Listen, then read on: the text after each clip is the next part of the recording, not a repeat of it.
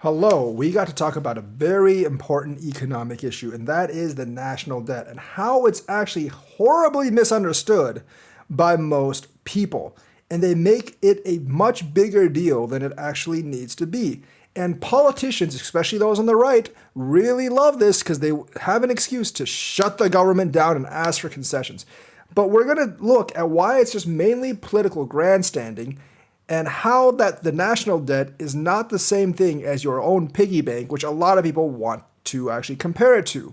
Like, oh, if I owed that much money, I would be screwed. So the government must be screwed. Yes, if you owed that much money, you would indeed be screwed, but you don't owe that much money because you never had that much money. And the thing is, the government and you are the same thing. And it's not only due to their military. There's a lot of caveats that different governments actually have with each other. And there's a whole global system set up upon this where none of the major players are really allowed to default, or one of the major players would not actually call out the other player and make them default for most obvious reasons, if you really understood this. And the politicians, at least the seasoned ones, even those who are doing the grandstanding, they understand this, but they're just doing this to score political points with their constituents. And it's actually, them doing these stunts is actually really bad for the country. So first of all, when people talk about national debt, they like to think that all the national debt is held by foreign entities, that we owe China and Japan like $30 trillion. While our debt is indeed $30 trillion, it is not China and Japan who owns the US national debt, at least not most of it. Most of the debt is actually internal. I've said this multiple times. In fact, about 24 of the $31 trillion in debt is actually held by the United States itself. That is held in trust funds, that's held in social security funds, that is held in military like retirement funds and pension funds. That is the bulk of our debt. And yes, we do actually need to pay out to the retirees. But as you've seen, they keep on pushing Social Security back, or they keep on raising the Social Security age. So that's one way they mitigate those things. I'm not in favor of that, and I think they should actually not use it as a slush fund, but that's another issue altogether that actually doesn't have to do with the composition of our debt. That basically has to do with Congress using SS as a slush fund, which is very bad. So roughly little less than 3/4 of our debt is actually held by foreign entities. So that actually makes it a lot better because debt that you owe yourself is much easier to take care of than debt you owe other people. So that's one thing that people don't get correct. It's like one of your bank accounts owes your other bank account money, not that you owe like other people money. So it's a lot easier to take care of. And the interest we're paying other countries isn't as nearly as big as people would actually make it out to be. So the thing is, like, debt we owe other countries. Yes, we owe about $7 trillion to other countries. But what the debt criers don't really tell you is that other countries owe us like $9 trillion.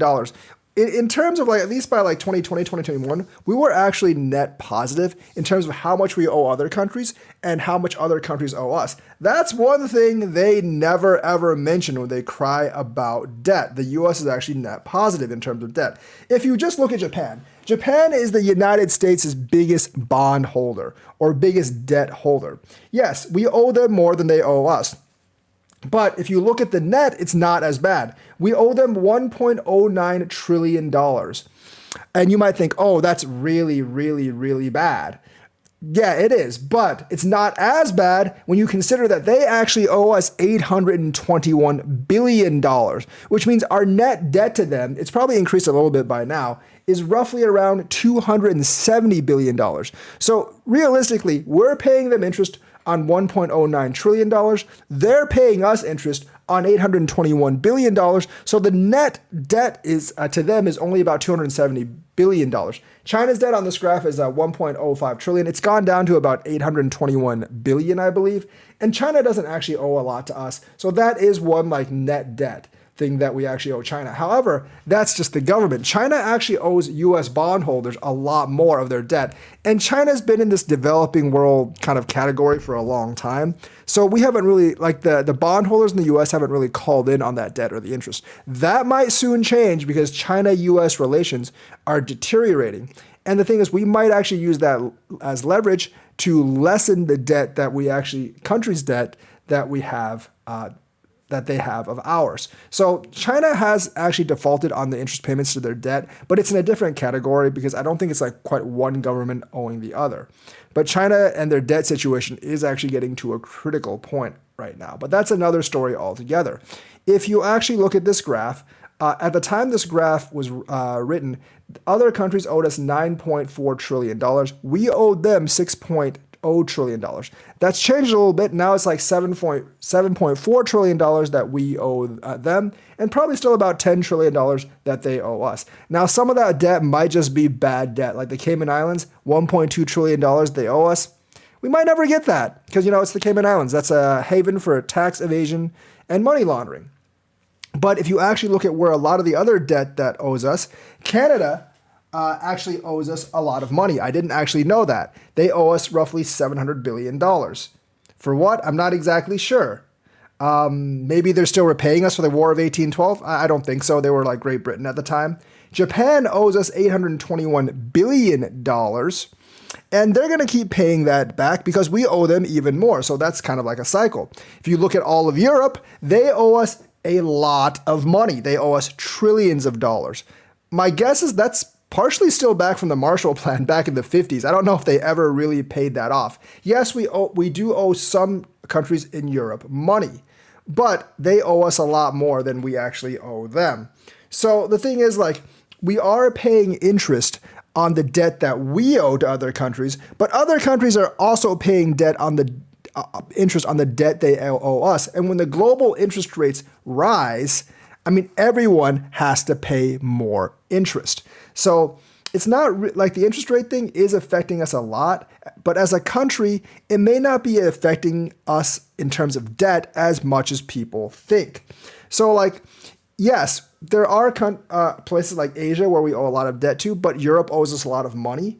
And our biggest debtor in Asia, Japan, they also owe us the bulk of what we owe them. So it's the cycle that goes around. None of the major countries are really ever going to try to make the other countries go bankrupt. That's not really an option because if we go bankrupt and we default on our debt, it would be devastating for countries like China, Japan, and other countries that hold our debt. So they're not really going to call us in. And the countries that really don't care, like Russia, they don't have quite nearly as much of our debt as the countries that really hold a lot of our debt. So the thing is, like, other countries that hold our debt, they don't want us to economically collapse because they kind of depend on us for their funding too. Likewise, we don't want the countries in Europe to collapse because they owe us a lot of money and we rely on them for a lot of funding. It's kind of like a circular system that actually works in this world. And that's what a lot of people don't understand. They think like, oh, the US has $31 trillion in debt. That means we owe China, Russia, and Japan $31 trillion. That's not how it works at all. We owe China, Russia, and Japan maybe like $2 trillion, but they also owe us like $1 trillion back. We don't owe Europe that much money, but they probably owe us $3 or $4 trillion. The Cayman Islands, I'm just gonna write that off as maybe bad debt. And I don't really know why Canada actually owes us so much. That never really made too much sense to me because Canada owes us $705 billion and we owe them $85 billion. So there's a lot of actually trade going on in the major countries. And that trade cannot come to a halt because it would be disastrous for everyone involved. So the US debt situation, even though a lot of people are thinking debt Armageddon, we must make a grandstand showing to cut funding because we can't afford anything because our debt's gonna kill us. No, guys, it's really not that bad. The thing is, like, the fact that they just like keep on raising the age for Social Security, that's kind of their one way that they can hold off a lot of our debt. It kind of sucks, but that's just the way it works. And I think like part of why the GOP and sometimes the Democrats don't want to cut back on military pensions is also kind of the debt as well. Internal debt is much easier to manage than external debt. There are many mechanisms that we can use for internal debt. If we just lower the interest rates, the interest rate payments aren't really going to be that much.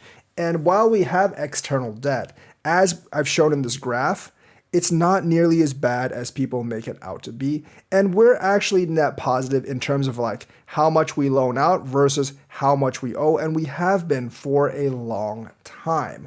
So the thing is, like, people shouldn't like fall for the politicians' grandstanding of like, we can't afford anything, we must cut everything, and otherwise we're going to shut down the government. No, shutting down the government is the worst thing for the United States. It makes people lose confidence in the US government and its ability to honor its debt, which, by the way, we can easily do. It's just that other people like to make you think that we can't do it. But that's all a bunch of BS that's basically generated, and you should not pay any attention to that BS because it's very hurtful to our country as a whole and to the world economy. Holding the world's economy hostage just because you don't like a couple of spending items is not a good play, and it should be the political death of anyone who actually does it. And I think most of the times it actually is.